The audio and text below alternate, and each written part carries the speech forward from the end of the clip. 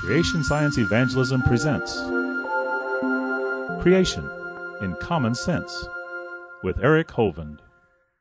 Welcome to Creation in Common Sense. I'm your host, Eric Hovind. So what is a species? Don't know? Well, neither does Scientific American. They admitted there is no good definition of that word. But at the same time, evolutionists try to claim that Noah couldn't have taken millions of species on the ark. Well, I guess they're right. He didn't have to. The Bible says he took 2 of each kind on the ark. Now, is it possible to get all the variations we have today from those original kinds in just 4,400 years? Joining me to talk about this are 2 gentlemen from our creation research team at Creation Science Evangelism, Joshua Jocelyn and Jonathan Sampson. So Josh, is it possible to get all these variations in 4,400 years from the original kinds? Oh, most definitely. Richard Dawkins, kind of the atheist evangelist, if you will, he wrote a book called The Ancestor's Tale. And in this book, he tells the story of a Russian scientist named Belyaev.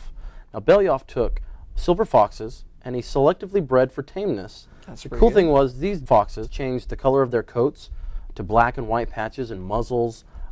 They changed their ears even to soft, floppy, livable ears, that kind of thing. Their reproductive hormone levels changed to that of domesticated dogs. The cool thing about this is it only took them 20 years. Makes you wonder what you could do with 4,400 years. Yeah. I bet you could get a Chihuahua, Why would you want which to? would be pointless. I can tell you what they can do in 35 years. In the early 70s, scientists transported 5 pairs of adult lizards from one island in the Adriatic Sea to another that didn't have those lizards, and came back in 35 years to find that their vegetation consumption in the summer went from 4% up to 61%. This was reflected in a different sized head. Their head changed. They had stronger jaws. Their physiology changed. Their behavior changed. Population density, just dramatic changes in only a few decades.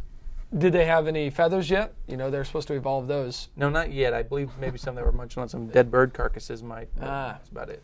Gotcha. So variations do happen. They can happen very rapidly, right? Exactly, yes. Well, variation was built into God's creation. We have kinds that have variation within those kinds. They already have that DNA information.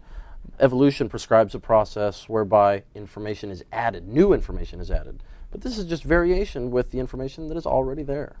The Bible teaches very unequivocally that God created the earth to be inhabited, and logically He gave His creation the ability to inhabit the earth, which is what they need, showing the great flexibility and the genetic variance in these kinds. Adaptation. The father of our classification system, Linnaeus, even said of all the thousands of animals he classified, he said, you don't see any crossing over. The kind always stays the same kind. Yep, dogs are always going to produce. Dogs. Cats are always going to produce. Cats. Kitties. Frogs are always going to produce.